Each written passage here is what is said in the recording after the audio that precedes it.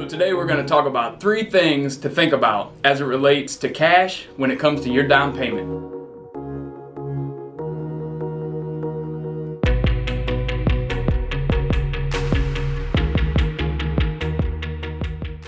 Number 1, we've all heard cash is king. Well, not necessarily when it comes to your down payment. In my experience over the years in processing, talking with underwriters and things like that, a hurdle that I've seen and a conversation that I have a lot of times is cash is king. In the industry, there's a term called mattress money. And what this means is cash is hard to verify exactly the source of it.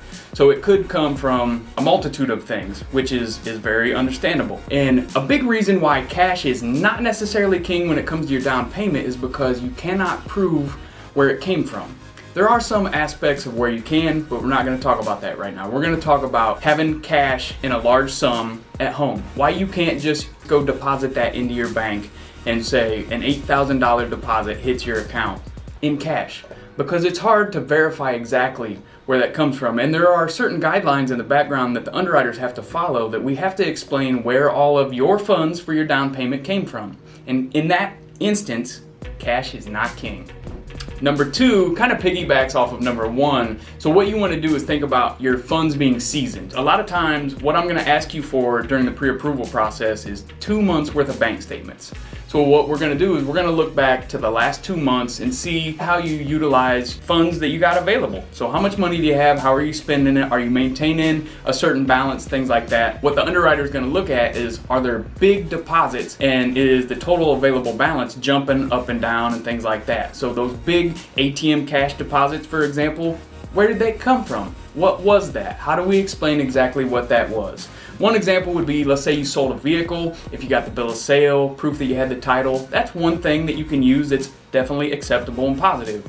But if you've just been saving cash in a coffee can, one thing that you got to consider is if you have something like that at home, it's one of those things where you can't just go throw that in the bank and use that for a down payment unless, let's say, that was 3 or 4 months ago. So number 3 is the gift, which is amazing. If you have a family member or somebody like that that is down to just throw you a big lump sum of cash or a check or something like that, it's not necessarily the best way to go about it. So one of the things, again, we want to resort back to point number 2 and number 1. The funds need to be seasoned. We're going to have to explain where they come from. So maybe if you got something going on like that, put it in the bank for a little while. Because it's one of those things where just keep it in there and be mindful that in the future, you might need that. A gift might still be a good thing, but there's proper ways that we have to document it on our side. So that's one of those things where you're going to want to reach out to myself or your lending partner and make sure that you ask that question before you make any actions. To recap, cash is king, but when it comes to your down payment, not necessarily.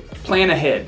So take action steps to plan ahead. Make sure you keep in mind that the funds need to season. Season funds, think about 2 to 3 months.